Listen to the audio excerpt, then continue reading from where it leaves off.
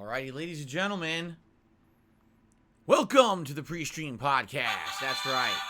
Yes. I'm jumping right into the PreStream podcast today. I know usually I maybe wait a few more minutes to get started, but we got a lot to talk about today. Wednesday, the 26th of January, 2022. I'm sure we'll get more viewers jumping onto the podcast as I get further into it, which is perfectly fine. I do want to jump in because this is a very important podcast.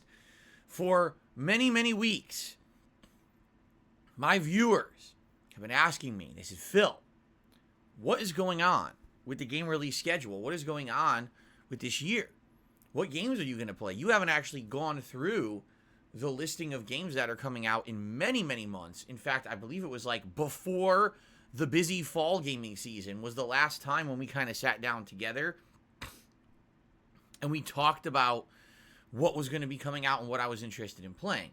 Now, I've been talking to you guys about the very busy gaming month of February and what games I'm interested in playing during that month. So you guys kind of have a rough idea of what games I want to play, but we don't know when they're coming out, right? And I kind of knew between the games that we had already talked about that there may be another few games that I'm interested in. And also, we haven't really sat down and talked about, okay, that's great. What console am I playing these games on? Some people might be interested in that. So, the major focus for today's PreStream podcast will be going through the game release schedule for 2022.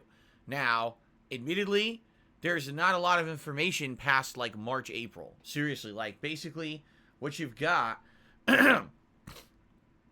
is quite a few months.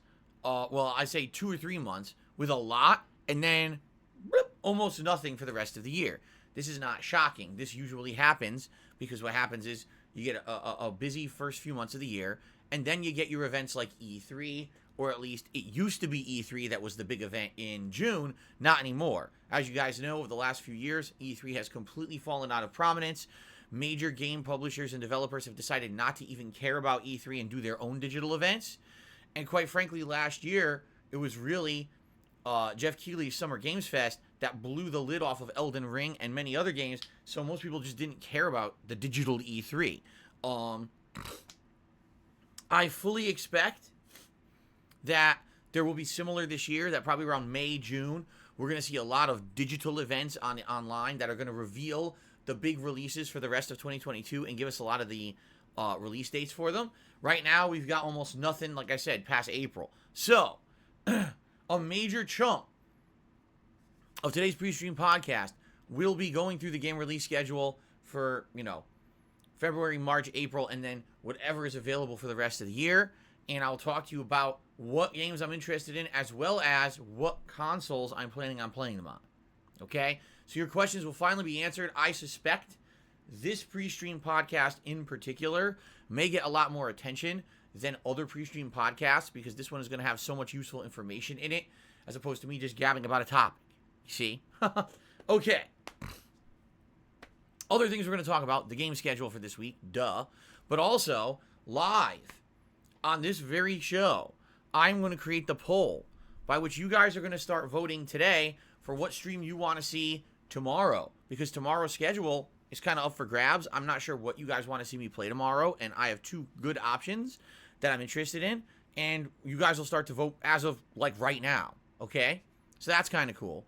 All right, so ladies and gentlemen, as we begin here, and again, I know I started a few minutes early, so attendance on the PreStream podcast is a little bit on the lower side, but I get the feeling that it'll pick up in a few minutes as people start to join and watch and realize, oh, Phil's already going.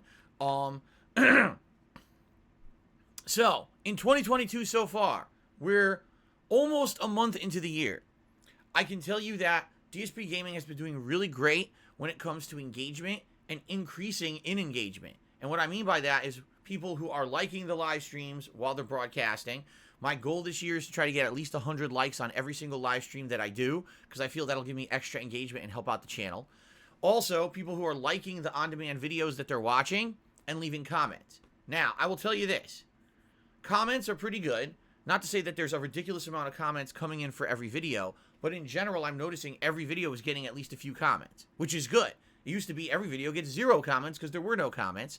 And then I'll be honest, that first month when I turned comments back on, back in like November, it was hard to get people to realize they could even leave comments, okay? So I am enjoying the fact that people are leaving comments. I'm reading all of your comments. In some cases, if someone's asking me like a direct question that's interesting, I respond to it. And I actively use the YouTube app.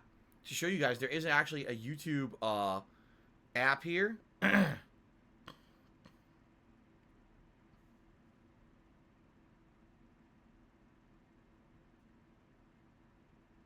Hold on. Here it is. This is the YouTube Studio app. Wow, you can't see it at all. Wow, my camera does not film phones well, does it? Holy shit, that's bad. So you can't see it. I can't even show it to you. This is the YouTube Studio app. Every day, multiple times, I jump into this app and I look at things such as how many subscribers DSPGaming has, how many views for the month, overall watch time and engagement, things like that. I look at comments to approve. I respond to comments. It's really cool. It's something I haven't done in years and years and years. And it actually allows me to have control over my content in a way that I basically ignored for like 5 years. Because as you know, I was a full-time live streamer and I didn't really care about DSPGaming, and now things have completely changed. I'm very focused on making DSPGaming a prominent channel again on YouTube and trying to get it to be a place where people can come and hang out and talk about games, okay? Excuse me. So that being said, I really like using the YouTube Studio app. It's been a lot of fun over the last, month and a half. And I want to say thank you to those who've been engaged. Now, here's where we're doing well and here's where we're not doing well. Live streams, engagement's great. People are talking. People are liking the streams. And like I said, my goal is to try to get 100 likes per stream. For the most part, we've done that. I think, actually in 2022 so far, I think only 3 streams I didn't hit 100 likes, okay? It seems that when I mention it and you guys realize, oh, wow, I'm on a stream, and if I'm liking it, I should like it, like literally like it, people will do it.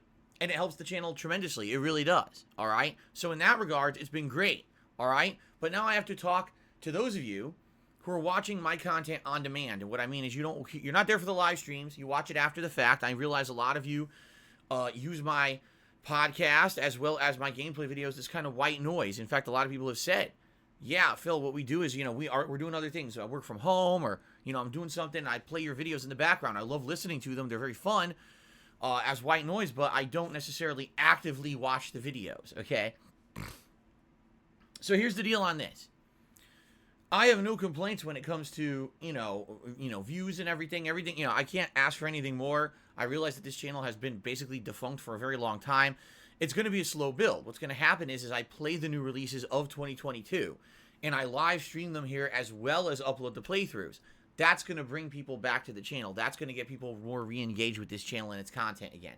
And really, that's the only thing I can do. I realize I have a hardcore fan base who watches everything, but then there's going to be people who are going to come and watch the new stuff, and that's going to help the channel grow, okay? However, one thing that we absolutely, positively can do, all right? For those of you who are the hardcore viewers, the people who have been around for a long time and watch all my content on DSPGaming regardless what it is, please like the videos. All right, I'm going to give you some perspective here. When I live stream, all right, on average, I'm anywhere from like 150 viewers on the lower end all the way up to, say, 400 viewers on an average stream. Now, that's just an average stream. If we're talking a big new release, there could definitely be way more viewers, okay? But that's the spread on an average stream. And, like I said, since I started mentioning it, I've been getting about 100 likes per stream. That's excellent. If you do the math, that's high engagement. You're telling me anywhere from 1/3 to 1/4 of your viewership is liking your content. That's huge. That doesn't happen very often on YouTube, actually. It's actually a really good percentile, okay? And I'm very pleased with that. But, there is a but here. The on-demand videos, they don't do very well with engagement. I'm being honest here. If you take a look at my average video on YouTube, all right, probably lowballing it, 300-400 views on a playthrough that's not super popular, like, let's say, Lost Judgment, which just ended last night, finally. Or if you're talking about a playthrough that's more popular, maybe 1,000 views per video. Or if you're talking like the first parts of a new playthrough, now you could talk anywhere from 5,000 to 10,000 views per video. Okay?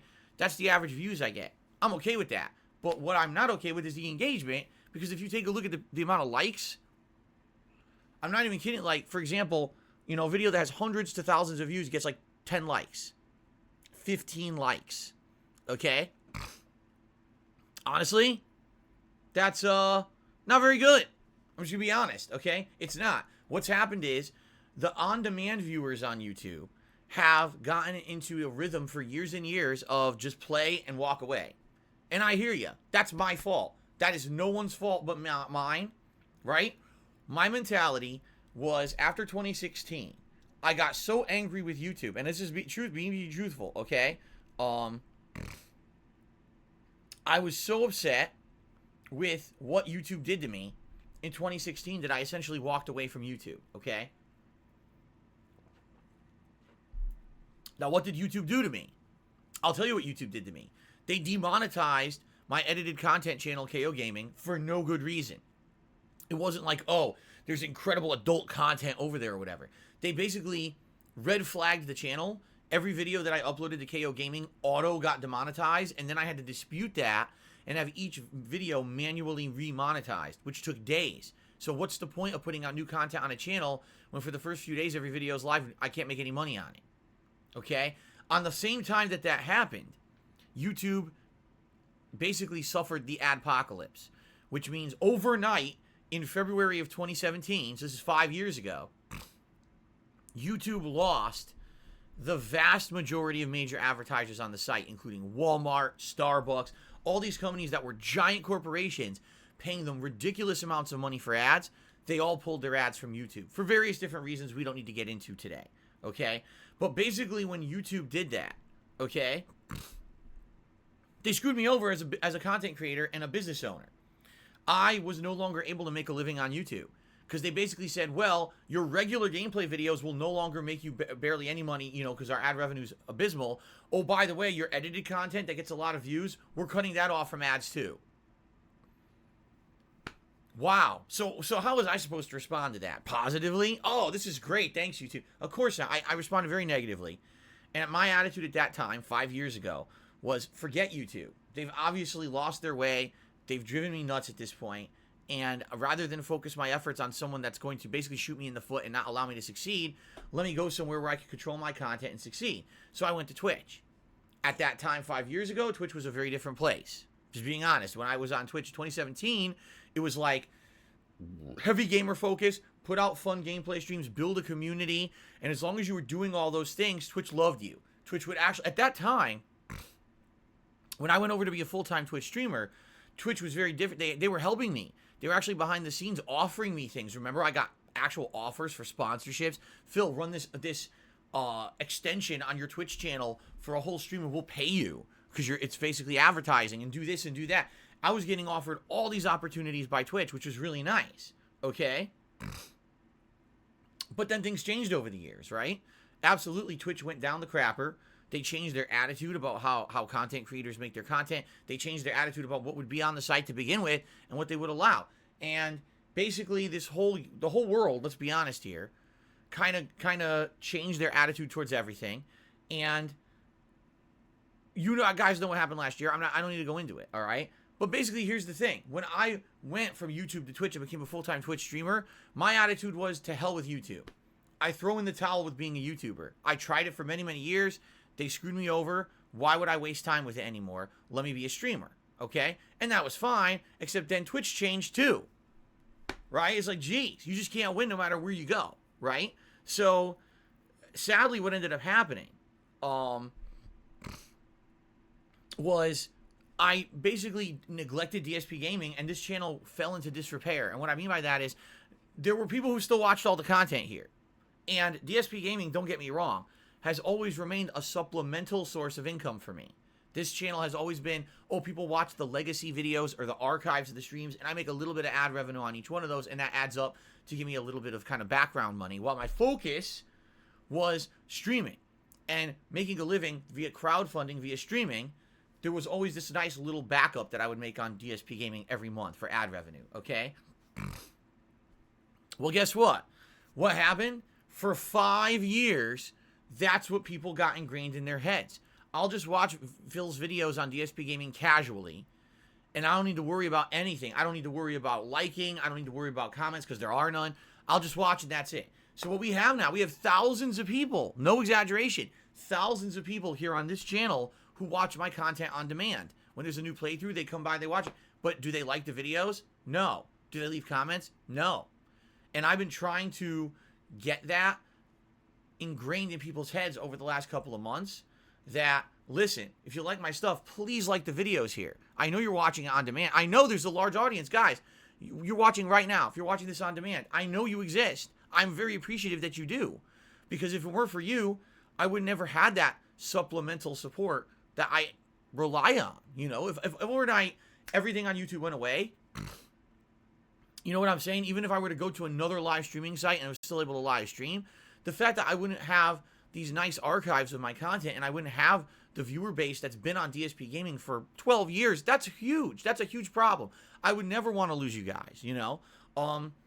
But basically what I'm finding is it's very easy to talk to a live audience and get a response. Right now I'm talking to my live audience. I say, hey guys, hey look, we got 220 viewers on the stream and we got about 49 likes.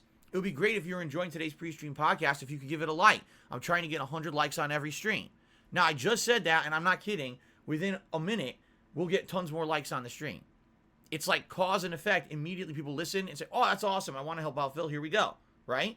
But the on-demand videos, it's like, not at all. Seriously, with the on-demand videos, it's like, man, I asked, could you guys, you know, do me a favor and like the videos?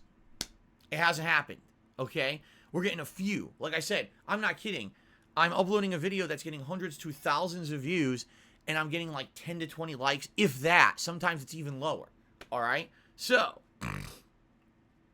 if you are an on-demand viewer, I got to ask you for the favor, especially with February coming up. This is going to be huge for DSPGaming. February, make no bones about it, all right, is going to be a very important month for me, as a content creator and a streamer, as a gamer, and of course, as a business owner. This month could really help this channel to grow. I mean that. Like, February could be one of the biggest months DSPGaming has ever seen in many, many, many, many years, okay? I would love to see an increase in viewership, but that's not something I can control. I can't bring the viewers in to watch my stuff because that's up to YouTube. But how do you do that? Because, you know, how would I get my channel more prominent on YouTube so that more people will check out my content? Engagement. And this is why I've been kind of trying to ingrain this into everyone's mentalities over the last month. Liking the streams, and when you watch the videos on demand, like the videos on demand. If you have something to say, leave a comment on the on-demand video. Those things will help. People ask me all the time, how can I help? But Phil, I can't contribute financially. How can I help? Like the streams, like the videos, leave comments. Absolutely. That's how you can help. That's exactly 100% how you can help this channel. Okay? Because now that the new games are coming up in February, which we're about to talk about, because I'm going to go into the game release schedule, having that extra engagement will give DSPGaming prominence when people are searching. Oh, I want to watch someone play Sifu on a live stream. Oh, look, here's the new playthrough of Sifu live, and it's on demand. Cool. And then they'll check it out because it shows up in search results because people are liking the videos. You see? That's how it works. All right? So I hope you guys understand that.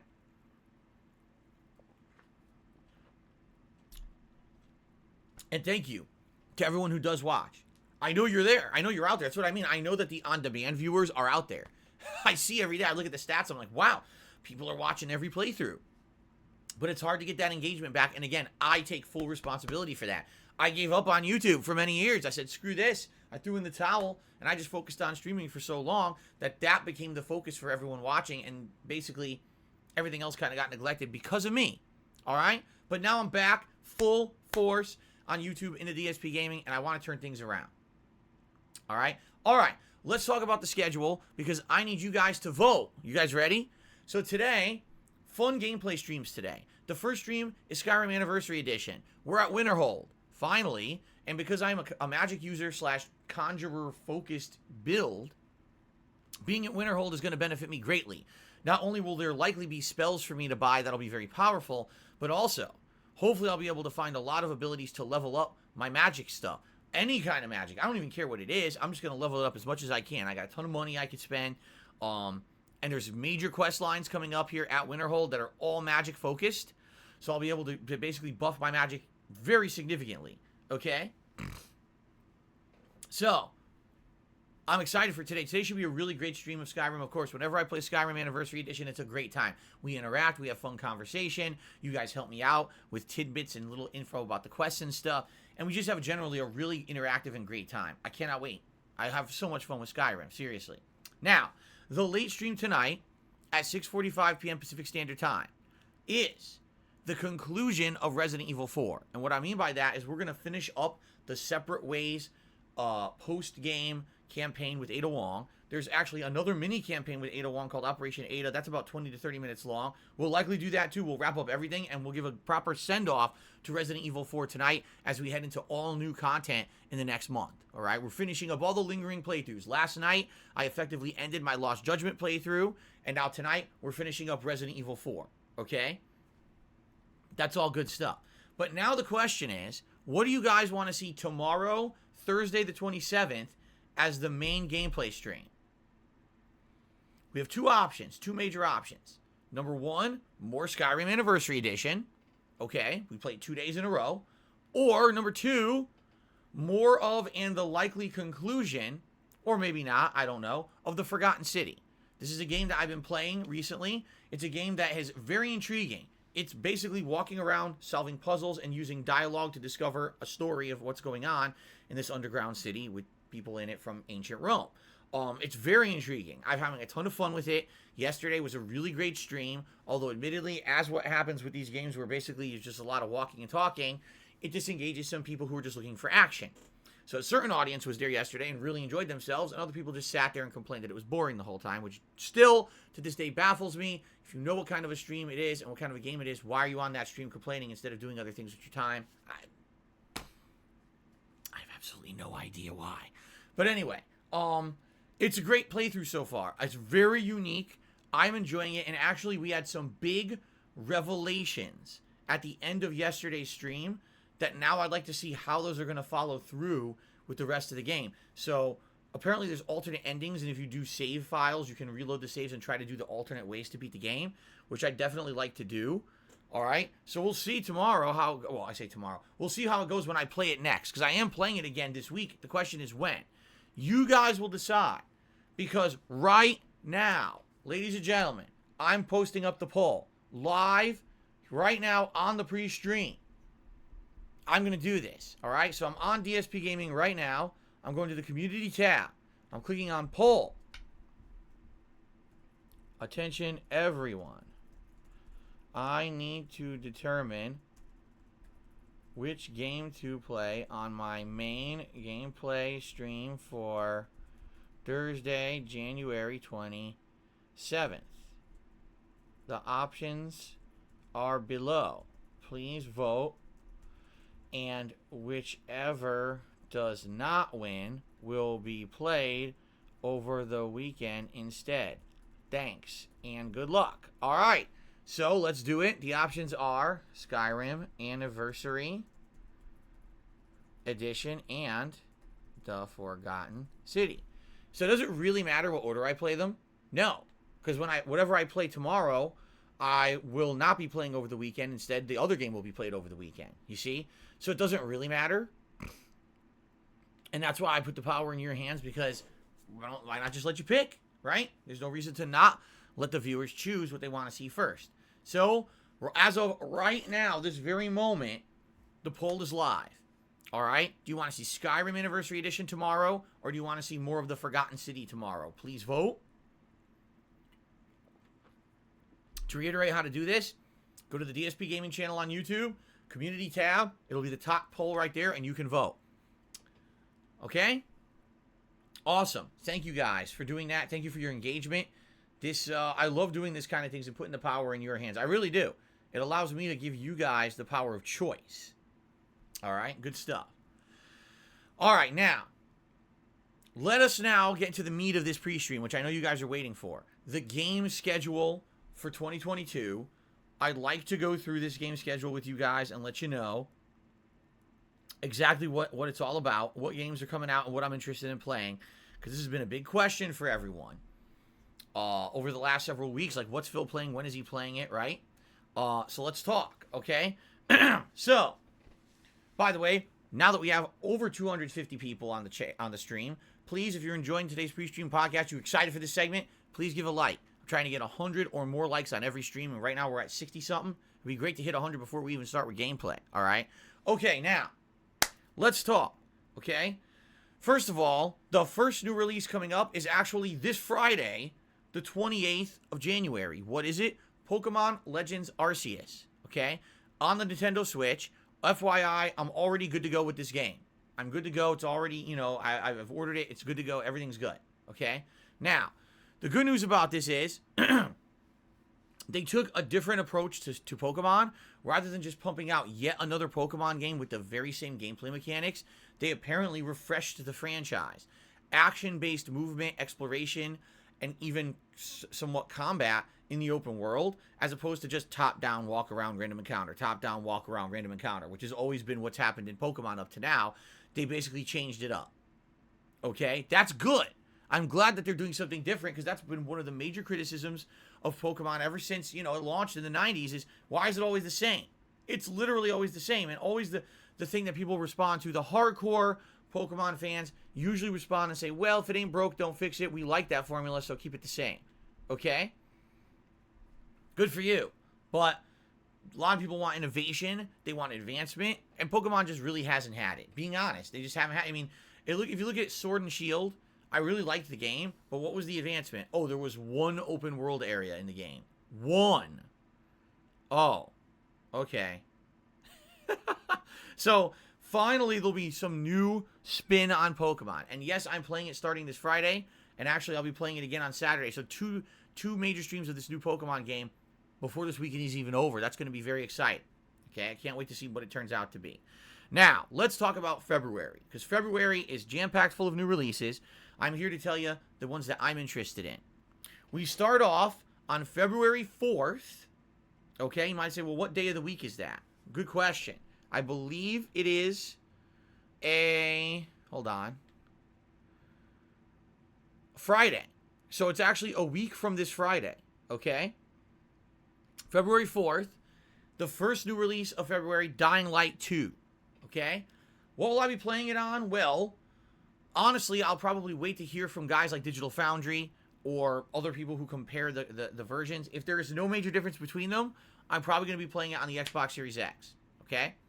I'm excited for Dying Light 2, although admittedly, I have definitely,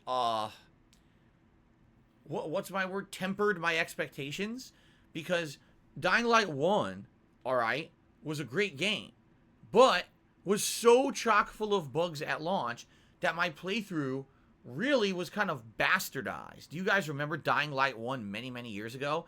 I thought that the premise of the game was great. Open world, exploration, combat, survival, lots of content in regards to the amount of missions and characters and NPCs to interact with. The story was good, but man, because it was open world, there was a lot of padding. There was a lot of missions that just felt like they were busy work, repetitive shit, and the game was chock full of bugs. It had so many issues at launch, glitches, bugs.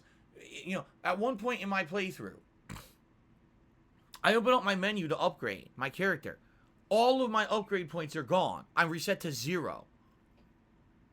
But I'm like halfway through the game. What am I supposed to do? So I restarted the game. Come to find out, the game glitched. It put all of my upgrade points into one skill tree.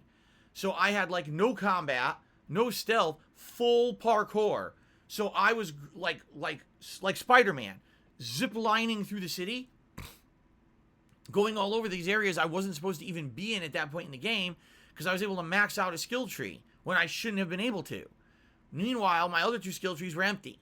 It's like, how the fuck does that even happen? At one point, I ended up getting into an area of the city that wouldn't render because I wasn't supposed to be there yet, but somehow I broke the game and sequence broke it. So I'm in a part of the city that's not there. I'm like walking on invisible platforms and shit. So basically the game was good. I liked it. But man, it was such a screwed up experience because the game was so buggy and glitchy and it really didn't feel polished at all. Alright? So now, Dying Light 2. How many years later has it been? 6 years? If not more? Like, it's all been a long time since Dying Light. Dying Light 1, if I remember correctly, was it 2016? It might have even been 2015 Now that I'm thinking about it. Because I actually remember doing a big highlight of my fails and things in it. And I think that might have been for KO Gaming, if I'm remembering correctly. I could be wrong. But anyway, it's been a very long time. This game has been through development hell. It got delay after delay after delay. It was actually supposed to come out over 2 years ago. But now here we are, February 2022. It's finally coming out. I hope it's good. No, really, I hope it's good, especially because it's beating all the other major games in February to the punch by coming out on February 4th. It's the first game of the month, so a lot of people will actually be buying this game as their first major new release of 2022. Man, how disappointing would it be if everyone buys it and the game is a buggy piece of shit again, right? I hope not. I seriously hope not. I hope it ends up being great. So that's the first major release, February 4th, 1 week from this Friday, and I'll be playing it likely on the Series X unless there's a reason to get it on the PS5. The next major release is Sifu. That's February 8th, which would be Tuesday. The next following Tuesday. Now, Sifu is going to be a PlayStation exclusive, so I'll be playing Sifu on the PlayStation 5. Sifu is a indie-made hand-to-hand combat game that looks great. It looks very different from a lot of games that have come out in the last, 5 to 10 years, quite frankly. And I'm very excited to do something a little different. I'm actually happy it's coming out when it is, because originally this game was supposed to come out like in the middle or late of the month, but they realized, oh crap, if our game comes out then, you're competing with the big dogs. We want our game to have a chance to be highlighted and showcased before the games come out in February that absolutely everyone in the mainstream is going to be playing. So they bumped up their release a couple of weeks, and that was probably the best thing they possibly could have done. All right, so that's going to be Tuesday, the 8th of February, Sifu on PlayStation 5. Okay? Then, the next game coming out, and this one I'm completely on the fence about. There's a game coming out. It's called Crossfire X. Okay? It's supposedly a first-person shooter from the makers of other popular franchises in the past, and I forget exactly which ones. I think some of them might have been older Call of Duties. I'm not sure. And apparently it's on Game Pass. Okay? So it comes out February 10th, which would be that Thursday. And if it really is on Game Pass and everything, then obviously I want to check it out, right? Of course, I'll still be playing Dying Light 2. I'll still be playing Sifu. Likely I'll be juggling those with Skyrim. So I'm going to have playthroughs going on. I don't know if I'm going to play Crossfire X and be like, oh, this is so good. Or I'm going to play it and be like, wow, who cares about this? And never play it again. I'm almost approaching this in the same way that I'm approaching how I covered Rainbow Six Extraction. It's kind of okay, because it's on Game Pass, I'll give it a look, but I'm not committing to doing any kind of extended coverage of this game, because why commit to a game that you have absolutely no idea if it's going to be any good at all, right? You have no concept. I don't have any concept. I don't know if it'll be good or not, right? So if it comes out and I try it and it's good, then maybe it'll be a multiplayer game that I'll put into the rotation. Or maybe I'll play it once and be like, wow, this game is generic and sucks ass, and I'll never play it ever again. That's February 10th, Thursday, Crossfire X. Okay? The next major release for February is actually another week later, and it's the King of Fighters 15 on February 17th. So just to give some perspective, we're going to have Pokemon Legends Arceus in 2 days. First major game of February is next Friday, and that's Dying Light 2. And then a couple days later, Sifu. All right? And then Crossfire X. So basically, I'm going to be juggling Pokemon, Skyrim, Dying Light 2, and Sifu for a bit. All right? The next major release is on the 17th, so this is good. This will give us about 1 to 2 weeks to focus in on all those games that I'm playing. All right? And decide, gee, will I keep playing Skyrim, or is this one that has to go on hold because I'm playing so many new releases, right? Same thing with multiplayer of Halo Infinite. Listen, I'm having a blast playing it, but will it have to maybe be reduced? Right now I'm playing it twice a week. Maybe Halo Infinite will have to only be played once a week because I'm going to be busy juggling these other new releases, right? I don't know. We'll have to see. So anyway, the next major release, as I said, King of Fighters 15 on February 17th, which is a Thursday. It's really starting to confuse me with these Thursday releases, really. Because it used to only be that in the United States, all major games came out on a Tuesday, all right? And by the way, this was for a very long time. That in the USA, it was always a Tuesday the new game would come out. So I would go to GameStop, pick it up, play it, and have the full playthrough done by Thursday. And a lot of people were like, oh man, I live in Europe and our games come out on Friday. You beat the whole game before we even could buy it. Right? That's how it used to be. And for many years, I campaigned and said, you know what? Enough with the whole Tuesday release here, Friday release here. We need a worldwide simultaneous release. We need that. Enough with this baloney that one place it comes out here and another time here and here and here. Now it's all confusing, right? So then it's almost as if game developers listened, because guess what happened? All video games started coming out on Fridays. And I was pleased with that. I was like, oh, this is excellent. Now all the games are coming out on a Friday. Now you know exactly what day you need to be there if you want to cover all the new releases. This is excellent news, right? I like that. And it was like that for about 3-4 years. All of a sudden in the last year, it's like all hell has broken loose. Now games can come out on a Thursday or a Wednesday. It's like, what the fuck is going on? There's like no consistency anymore. Tuesday has almost been completely dropped. There's a rarity, like for example, Sifu is coming out on February 8th, which is a Tuesday, but almost no new games come out on Tuesday at all anymore. Now it seems to be like Thursday or Friday, but there's no consistency at all. It's very confusing. So, King of Fighters 15, new fighting game. I'm excited for it. From discussing this with my viewers, it seems like you guys are of the impression that I will have a better time playing this game on the PlayStation 5. That there is more of an installed competitive player base for fighting games on PlayStation right now than there is on Xbox, okay? And I'm not surprised to hear that. As you know, last console gen, way more people had PlayStation 4s than Xboxes. So if you're talking, especially those who are going to be playing cross-platform, right? Probably the PlayStation version is the way to go, and that's what I'm going to do. I'm going to get King of Fighters 15 on PlayStation 5 to start. Now, if I get King of Fighters 15 on PlayStation 5, okay, I play it, it's doing really well, I'm enjoying it, it's getting consistent viewership, people like the gameplay and they want to see me keep going, but maybe we're looking for a little bit more coverage, we're looking for a little bit more competition. Maybe long term, I would consider buying it on Xbox as well. I have a joystick now, both for PlayStation and Xbox, thanks to a fan who donated that Hori Fighting Stick Alpha last month?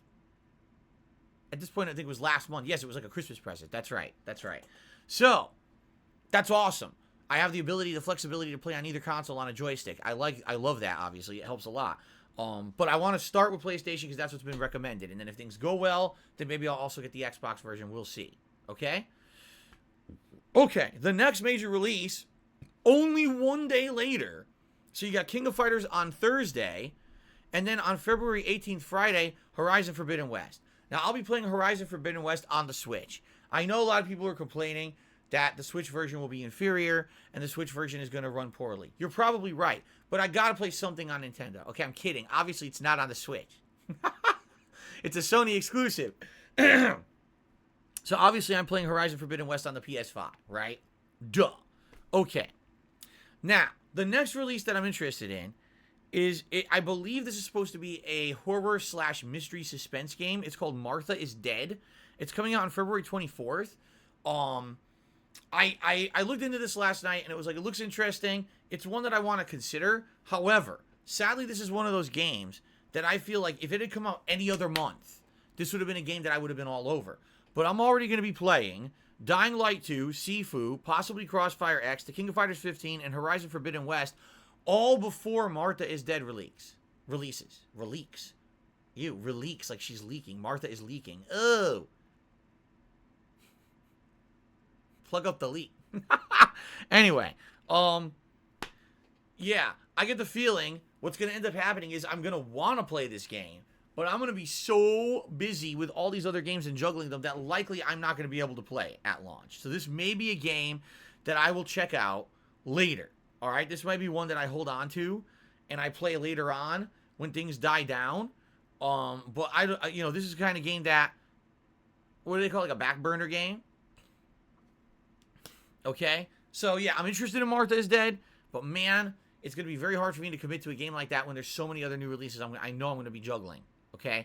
And then the final new release for February, okay, the one that everyone's talking about, the one that everyone wants to play, all right, and the one that undoubtedly is the major focus of the entire month, ladies and gentlemen, Destiny 2's expansion with the witch shit. No. You know what's funny to me about this is if you're following the games media, and what I mean is games journalists, okay, and you ask them what are the biggest releases of February, they'll basically answer as follows: Dying Light 2, Horizon Forbidden West, Elden Ring, and Destiny 2's expansion. To which I hear this and I'm like, what? Like, okay, don't get me wrong. I'm not hating on Destiny 2. Destiny 2 is arguably one of the more popular team-based MMO shooters out there. All right, it has an installed fan base that's been there since the original Destiny. The fans have become even more dedicated to these game series since Bungie left Activision and went off to do their own thing in the last couple of years, which I applaud them for. Get out from under the boots of these very, very controlling publishers and do your own thing with the game like you've always wanted to do, right? Okay. Destiny 2 is popular. But ladies and gentlemen, Destiny 2, I hate to say, is not some ginormous dynamo major fucking release when they put out an expansion. It's not. Okay? Destiny 2 is popular in its own circle. Much like League of Legends. Much like the competitive shooter circles, right? They're big. There's leagues based around them. But mainstream gamers are not saying, oh, I can't wait for the Destiny 2 expansion. Really? It's like, what are you talking about? Like, let me give you some perspective here, okay? Let's say that you're a gamer, and maybe you haven't played games in a while, all right? There's been really nothing going on in the realm of games. But you're going to come back to playing games in February. Why? Games like Horizon Forbidden West, Elden Ring. You're going to get out of you're going to dust off the cobwebs, right? You're going to go, man, all right, I haven't played in a while, but now the big ones are coming out. This is great. I'm going to go buy some new games in February, right? So what games are you going to buy? The high-profile AAA releases that everyone's going to be talking about, okay? How many people are going to be like, man, you know, I never played Destiny 2 ever. I'm going to jump into it now in February because there's an expansion called The Witch Queen or whatever. No. Here's what's going to happen. People are going to play Destiny 2 who've played Destiny 2 all along, which is fine. And by the way, that's a large group of people. But that doesn't mean it's some fucking dynamo of gaming. It doesn't mean that it's something to publicize and talk about as if it's a big IP like Elden Ring or Horizon Forbidden West. It's its own thing. It's good. I'm glad it exists. It actually fills a need in the gaming landscape, okay? And I feel that it's actually, you know, now that, again, I've heard so many good things that Bungie has done with that franchise since they got out from under Activision. Good on them. But when I hear gaming journalists say, oh yeah, the Destiny 2 expansion is one of the biggest things of February, I'm like, what the fuck are you talking about?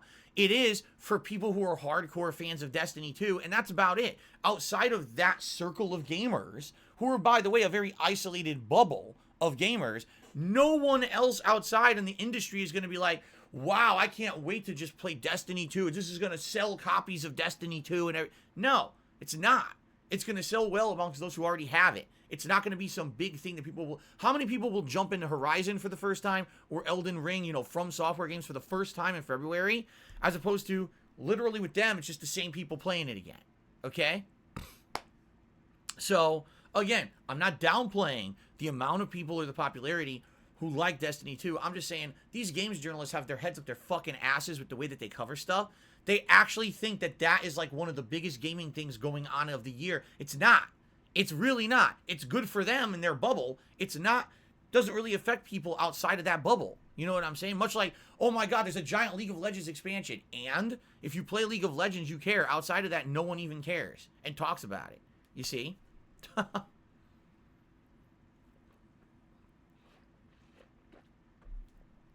Okay. Let's continue. So anyway, obviously what I meant to say was Elden Ring. I was completely going on a tangent there to rant a little bit about Destiny 2's coverage. So, Elden Ring is coming out on February 25th. So that is actually a Tuesday. And that's the final Tuesday of the month. I'm obviously... Wait a minute. It's not a Tuesday. Excuse me. It's a Monday. No.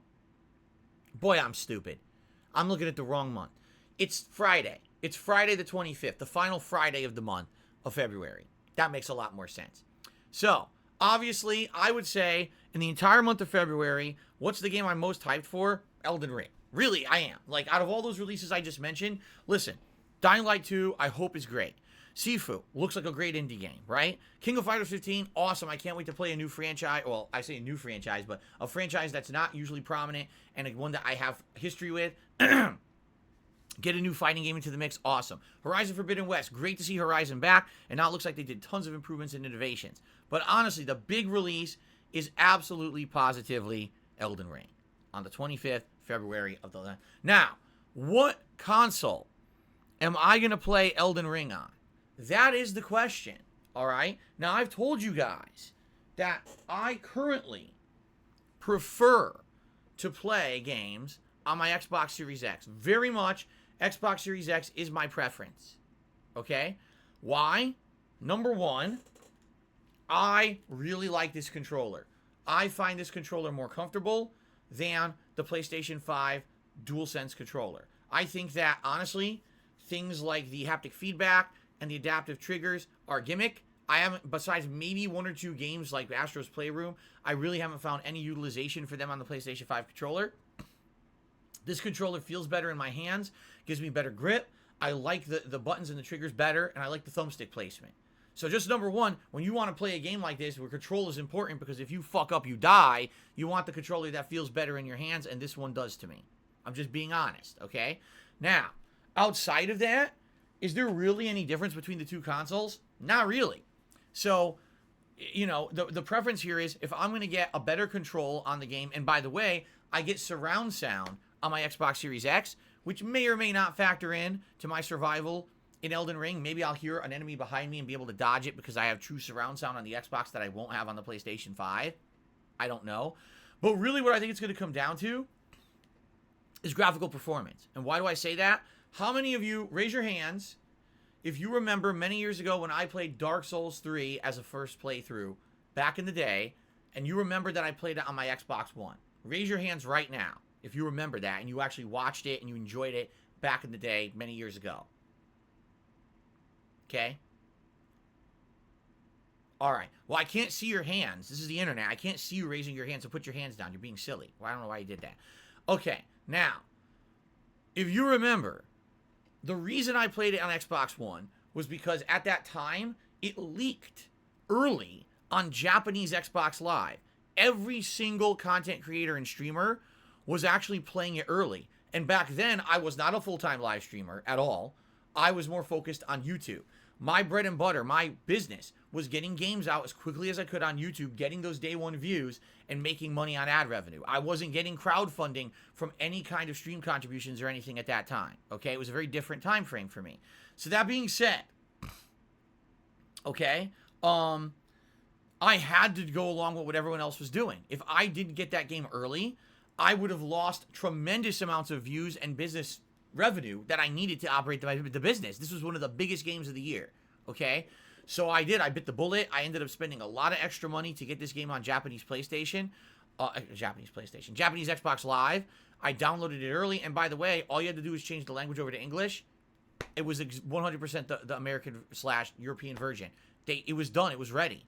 They just decided to delay the release for Western audiences so Japan could get it early. It was a really messed up thing they did. It was ready for worldwide simultaneous release, and they decided to delay it 3 weeks to a month for Western audiences just so the Japanese could be like, haha, we got it a month early, which is really underhanded and stupid in my opinion.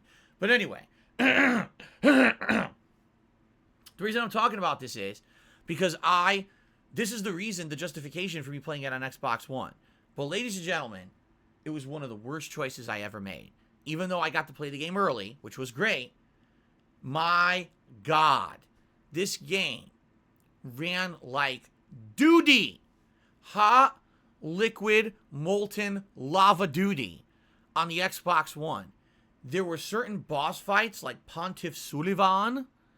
The entire game ran at slow-mo pace, dropping frames, monstrous input delay, because the game couldn't actually graphically handle what it wanted to do on the Xbox One. It ran so horribly that there were times when I died over and over and over, and people were like, why are you having a hard time? Because the game is fucking delayed.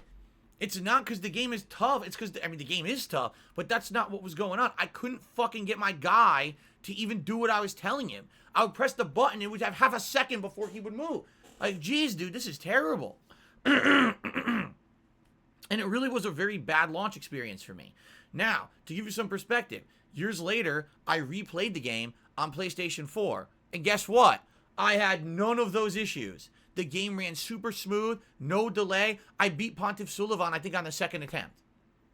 And it was like, all I needed to do was the game to fucking run right, and I would you know, coast through these problems that I had my first playthrough. Now, why am I bringing this up with Elden Ring? Okay? It's this simple. I want to have the absolute positive best experience graphically with this game. So I don't care what console that is, but I want to play it on that console. I'm going to be very, very, very, very much listening. All right? Excuse me. Excuse me. I'm going to be very much listening to things like Digital Foundry to hear what is the ideal best version of Elden Ring. And I'm going to get that version at launch, okay? I don't know which that will be. It could be PS5, it could be Xbox Series X, but whatever it is, that's what I'm playing. I have no preference, particularly for console. I just want the best absolute experience overall, all right? So let's hope for the best, and let's hope that one of the launch versions of Elden Ring runs good on either the Series X or the PS5, and that's the version I'll be getting, okay?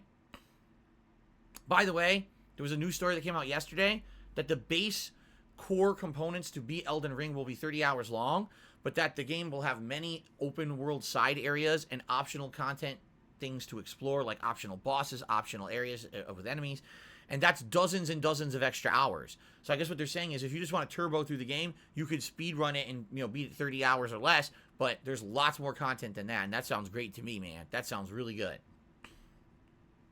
Okay. Woo! So that's February. Just to recap, Dying Light 2, Sifu, Crossfire X, King of Fighters 15, Horizon Forbidden West, Martha is Dead, Elden Ring.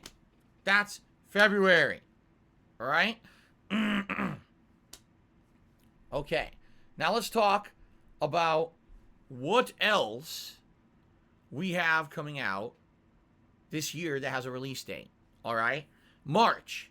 Gran Turismo 7 is on March 4th. Admittedly, I'm interested because I have a PlayStation 5. That's right. I'm one of the rare people who actually has the console that can run this game at quality. Okay? I've never played a Gran Turismo game before. Never.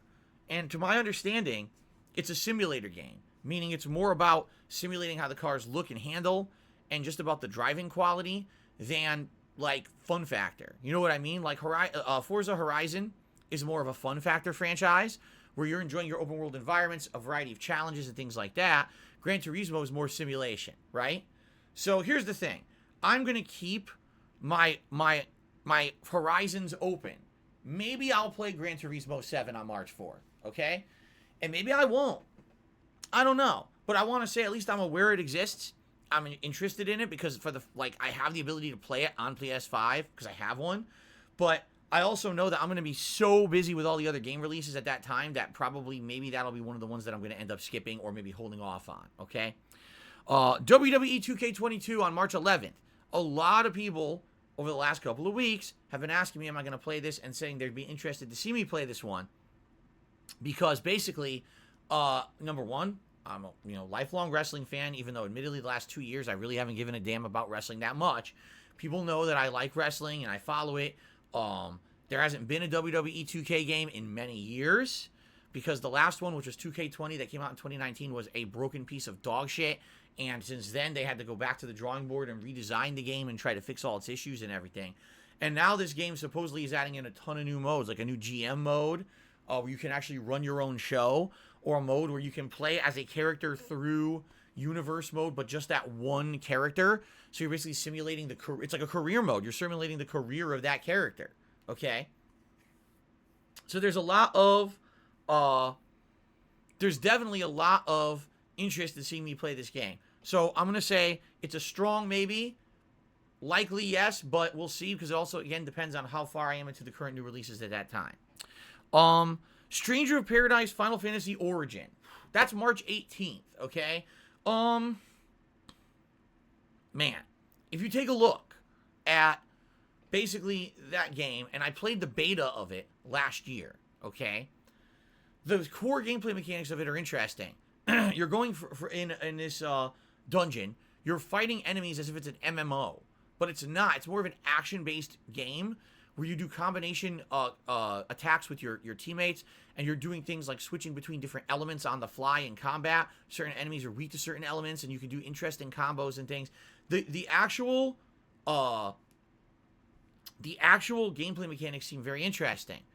But then I got to the boss, okay? Garland, who's actually the boss of the very first Final Fantasy game, hence Final Fantasy Origins. It's supposed to be like a prequel game. The boss literally is from Dark Souls. They made Garland fight like a Dark Souls boss. You can't just use regular game mechanics to beat him. If you do, you fail. You lose. You get owned.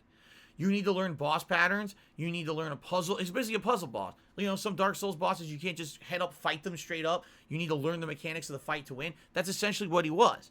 Now, to me, I'm playing it and I'm like, I actually liked everything in the regular dungeon. All the regular enemies, the combat elements, I liked that. As soon as I got to the boss, I was turned off. I was like, this is basically a ripoff of Dark Souls, or Neo, or whatever you want to say. It 100% was a ripoff. They didn't even try to hide the fact that they were ripping that kind of combat straight from that franchise, okay? And to me, that makes me feel like disheartened, because I feel like this is going to be a game that has identity crisis. You'll play chunks of the game that are going to be fun and interesting, and then you got to do a really fucking annoying part that they try to copy Dark Souls and they fail, and it sucks because it's inferior. The other thing that gets me is we're going to be playing Elden Ring. You understand that, right? Like, we'll still be playing Elden Ring when this game comes out. It's the 18th. I don't think I'm beating Elden Ring in 2 weeks, so probably we'll still be doing Elden Ring like end game content, and now you want me to play a game that is ripping off Elden Ring / Dark Souls. You see what I'm saying? So, it's definitely a maybe for me. I'm not sold on it. It seems interesting. At the very same time, I don't know how well it's going to perform, especially with Elden Ring coming out right before it. But it's a maybe for me. Kirby and the Forgotten Land on March 25th. It has been many, many years since there's been a Kirby release, and it's been many, many, many, many, many, many years since I played a Kirby game. I'm intrigued because I have not played a Kirby game in so long that maybe this would actually be something really good for variety on my streams. At the very same time that I say that, Kirby games are usually incredibly easy. They have barely any challenge to them, okay? So it's more like, oh, if I play this as like a late night chill stream, maybe some people would like it, but I really don't think this is going to be anything that's going to be mainstream material, but it's still a maybe for me, okay? Then, moving on to April, LEGO Star Wars The Skywalker Saga is finally releasing on April 5th, the day before my birthday, okay? Now, I've never really played a LEGO game before as a major playthrough. The exception being, if I remember correctly, I did co-op playthroughs of LEGO games back in the day with John Rambo. I remember doing LEGO Lord of the Rings. I think that was a very early PS4 game I played, as well as LEGO Avengers, I think we played, or LEGO Marvel Superheroes, something like that. So I haven't done LEGO in a long time, okay? And I wonder how good this game would be. The thing is, if this game has a lot of Star Wars stuff in it, like the actual music and stuff, potentially this playthrough could be a nightmare on YouTube. I know for a fact that Star Wars stuff in regards to soundtracks and the like frequently not only gets claimed but gets blocked on YouTube.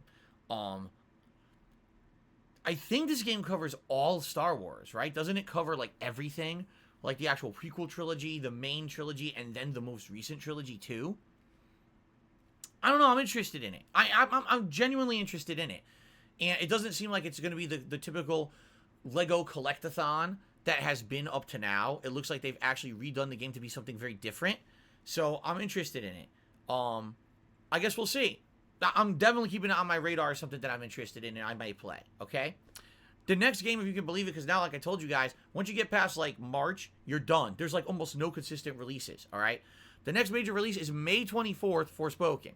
Now, after the last gameplay preview of this game, a lot of people have a lot of things to say about this game. Some people have high hopes for it, and others are like, wow, that game looks like dog shit now. It just looks really bad. it's funny because up to now, it all looked really good. And now it's like, oh, now we don't know. Now we're very skeptical about it. Okay? So I'm interested in it. I'm sure we'll get more information between now and the end of May about it. Okay? Cuphead, the delicious last course. Huh? Yes, ladies and gentlemen, Cuphead, the delicious last course, a DLC for Cuphead. Do you know how long ago Cuphead came out? Does anyone know? A long fucking time ago. And now the DLC, I mean, we're on a whole new console generation. And now the DLC is coming out for Cuphead. So, I would definitely consider doing the Cuphead DLC once it comes out. Okay? I loved Cuphead. The original game was quite good. Saints Row, the new one. And I mean, like, it's just the new one. It's not, I don't know if it's a reboot. I don't know if it's supposed to be, like, the spiritual successor or actually, like, a sequel. But they're just calling it Saints Row rather than Saints Row 5. Saints Row, the new one, comes out August 23rd. Obviously, I'm intrigued. I don't necessarily know if I will be playing it, but I'm interested in it. Okay? Starfield, November 11th. It's a given I'm going to play it. The new game from Bethesda. It's going to be on Game Pass. I'll play it on the Series X. That's a definite yes. And maybe for me, Stalker 2, December 8th. Okay? That's it for 2022. Like, literally, that's it. We don't know what else is coming out this year. Like I said, what always happens is around E3 time, right? A lot of digital stuff happens. A lot of digital events. And then you find out about the digital events, you get excited, right? I get excited. And then they announce the games, and then you get a big idea of when games are actually coming out, all right? Like solid release dates. Now, what's funny, some people are saying, what about Ghostwire Tokyo and Madden? Well, I looked online, and I didn't necessarily see solid release dates. If there is a Ghostwire Tokyo release date, I'll add it in right now, because I am interested in that. That's Shinji Mikami, the original maker of Resident Evil. Recently, he made the Evil Within series, which I liked. So I'm definitely all about that. Is there a solid release date for Ghostwire Tokyo? Maybe I missed it. If anyone has it. I don't care about Madden, FIFA, and NBA. Being honest here. Alright? When they come out, if it's slow and they're on Game Pass, maybe I'll play them. But I have absolutely no incentive to play. I just don't care about the sports games, man. I just don't give a shit. Okay?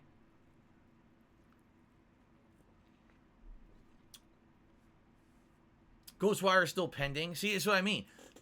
Do I want to play Ghostwire? Absolutely, like everyone else, but it doesn't have a solid release date. So I can't give you guys a set date of when I'm playing it, you know? That's why I didn't mention it. I didn't see a release date for it. So. Allegedly, Ghostwire is March 25th. I'll put it on here.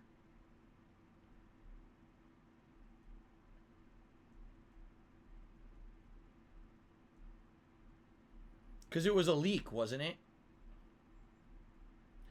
I think, if I remember correctly, it hasn't officially been announced for that date. But I think what happened was there was an online store that leaked that was the release date that you could pre-order for. And everyone was like, oh shit, is that a real release date? And no one knows because it hasn't been confirmed yet. So, alright, so I added that. There we go. Alright, so there you go. Those are the releases I'm interested in. And I hope that makes sense to you guys. And sounds good, right? I think February will be absolutely outstanding. Even if half those games are bad, it's still going to be a crazy good month. There's going to be new releases, new people coming to the streams, new people checking out the content, hanging out with us, having a good time. And that's what I'd say. That's why at the very beginning of this pre-stream, I emphasized engagement, guys. When you're watching my live stream and you're having a good time, give it a like. Right now, we're at 96 likes. We're 4 away from hitting the 100 goal that I have for every live stream, okay? If you just watched this pre-stream on demand, please give it a like. I have to urge those who are watching content on demand rather than on live stream. Those are the things that need more likes right now. Seriously. Those on-demand videos, if we could double the amount of likes on them, that would help this channel a lot moving into February when we're trying to get more people to come check out the new content. It would really, really help. Okay? Okay. Ladies and gents, let us now do some shout outs because that's all I got to talk about today. I knew that the game schedule was going to take a giant part of my pre-stream. So let's go ahead and do some shout outs, okay, for people who've contributed. Let's start off with the YouTube side of things, shall we? So on the YouTube side of things, first of all, Darren Eckelman became a member earlier. Thank you, Darren. Likely that means that we have increased in members. So I'll just assume that and say 321. Later on, we can actually check and confirm that. But yeah, thank you very much, Darren. Excuse me. First super chat of the day was from Happy Tart, who says, you will gain viewers if you would be more positive. If I would be more positive, I mean, absolutely, I agree with you that positivity breeds popularity. Hey, I just came up with a new slogan. Positivity breeds popularity. I agree there. But I'm not an overly negative dude. At least these days. Back in the day, absolutely I was. You know, 10, 12 years ago, that was one of my shticks on YouTube, is to be angry, to shit on games, to say stupid things about games and developers and stuff. But I'm not doing that anymore. You know, I'm honest. When I play a game, if something's good, I'll say it is. If something's not so good, I'll also say that. But as you know, like, for example, today we're going to play Skyrim. All right?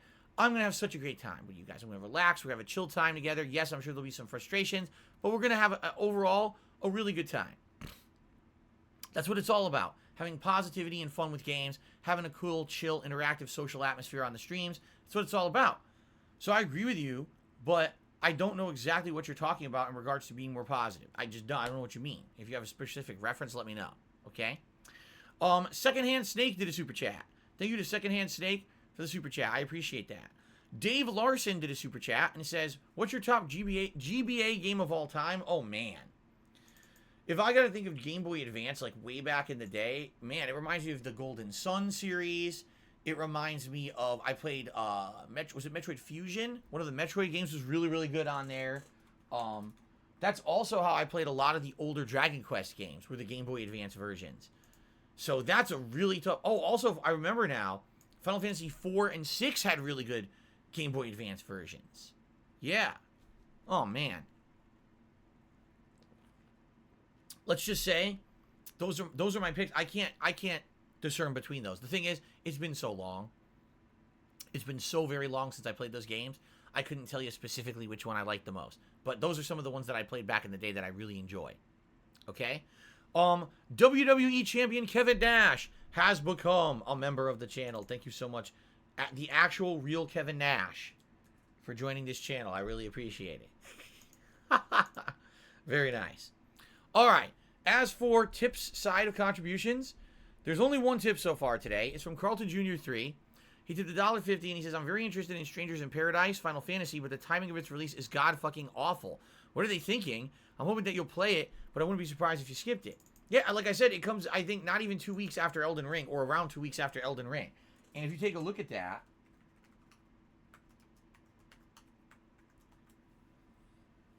the thing that oh man, I totally misspelled that. There we go. How'd the E get in there? I have no idea. The thing that's going to kill it is that month before, right? Again, Dying Light 2, Horizon Forbidden West, Elden Ring. All right? Then this. It's kind of like if it were the opposite.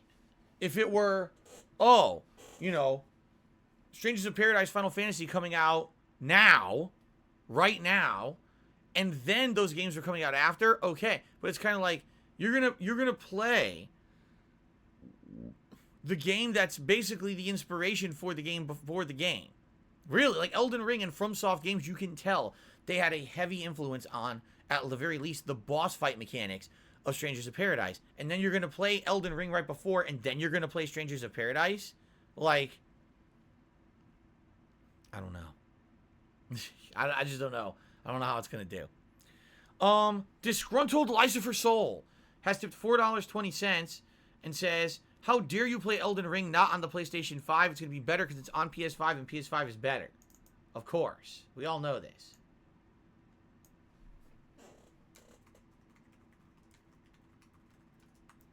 See, this is actually one of the cool things that I like about being independent.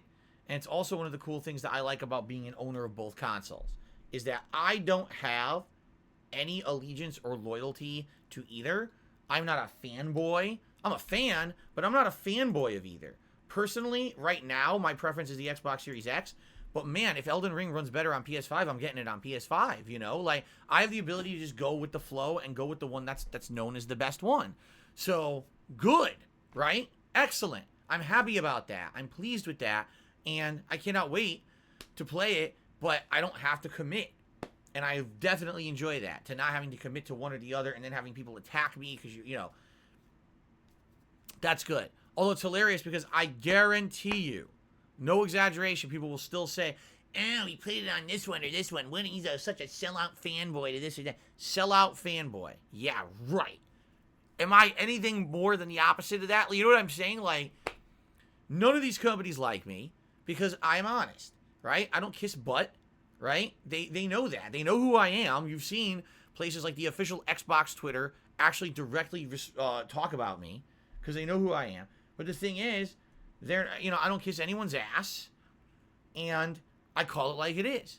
These companies don't like that. They don't want someone who's going to criticize. They want someone who's going to kiss the booty and say everything's good, everything's good, everything's good. You know what I'm saying? So it's funny to me. Anyone would ever call me a fanboy or a sellout. Like, what the frick are you talking about? You're out of your mind. I just call it like it is. Right now, directly comparing Xbox Series X to PS5. Most games run exactly the same on both consoles. There really is no upper edge on performance on either console, okay? What you have in differences between the console is exclusives, which right now each console has good exclusives. Not many, right? You got Halo and Forza Horizon on Xbox. You got Ratchet and Clank. You got Returnal. You got Demon's Souls on PlayStation 5. They're about equivalent, I would argue, okay? You've got surround sound. Guess what? I can't get it on PS5. I can get it on Xbox Series X. That's not my fault or my problem. That's theirs. PS5 doesn't do dual audio out while the Xbox does. That's just facts, okay? Controllers. The DualSense controller has haptic feedback and adaptive triggers, but the Xbox Series X controller, quite frankly, just controls and feels better in your hands. So it's ease of use and comfort versus superfluous kind of extra feature, right?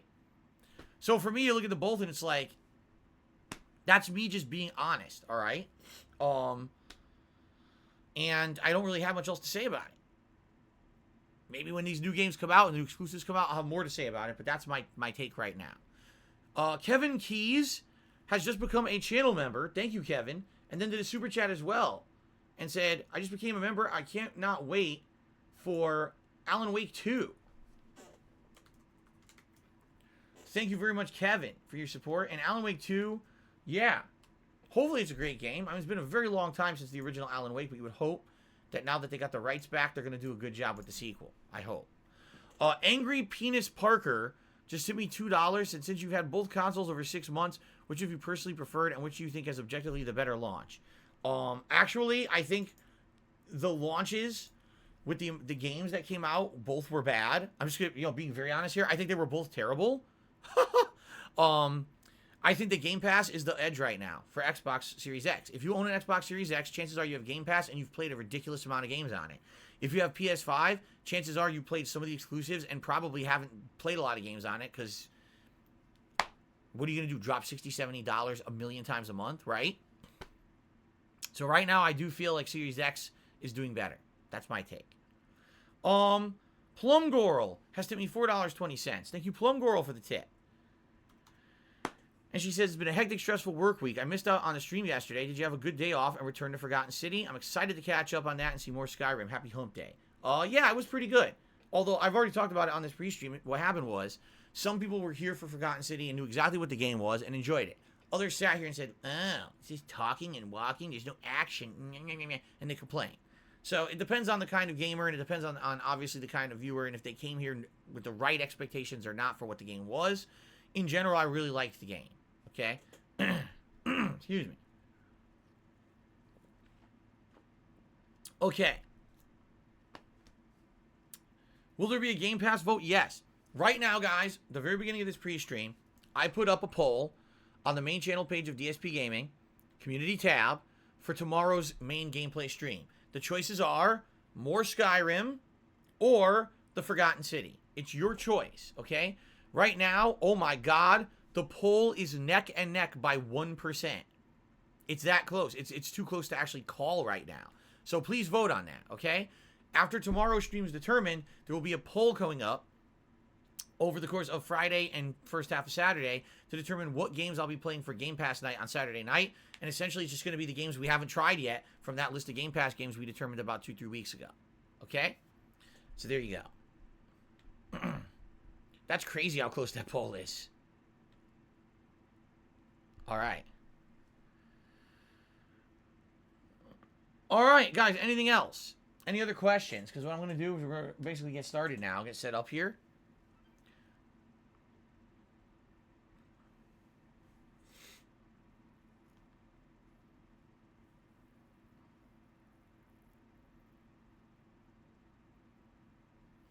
Here we go.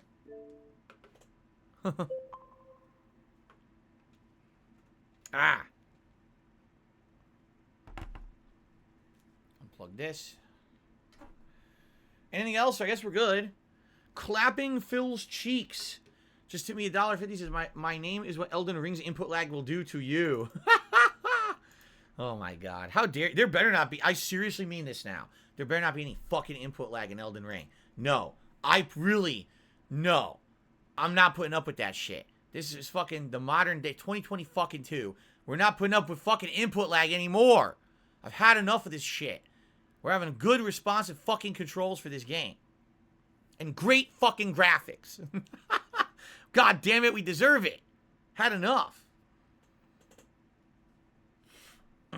Okay. How much water do I drink in a day? I basically drink like almost this whole bottle of seltzer, which is 33.8 ounces.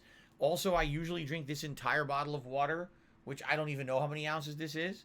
Plus, I do have some beverages between at dinner. I have a glass of cherry juice. So, you know, I hydrate myself pretty sufficiently. What's up, Jason Voorhees?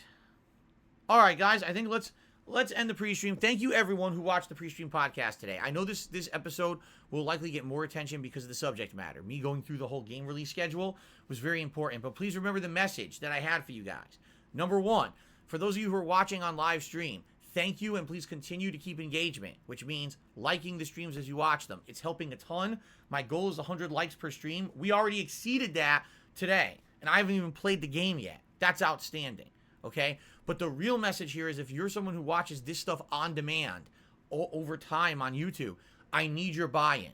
February is a really important month for me to try to get DSP Gaming more prominent on YouTube again. With all these new releases, this is the potential to do it. I need you guys who are watching this video on demand to like it. I need you to leave comments. I need you to get into the rhythm of doing this because I'm getting hundreds, if not thousands of views on every video and like 10 likes. That's not going to cut it. I'm serious. Like, I need help. I need your support. So please, if you can, please like the content, okay? All right.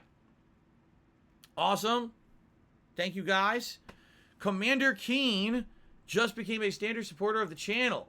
Thank you, Commander Keen, for joining and becoming a member. That means we are only 26 members away from hitting the monthly goal. With 5 days left in the month, can we do it? Nah, not likely. But we'll see. I'm not going to say no. All right, awesome. All right, guys. Excellent. Thank you.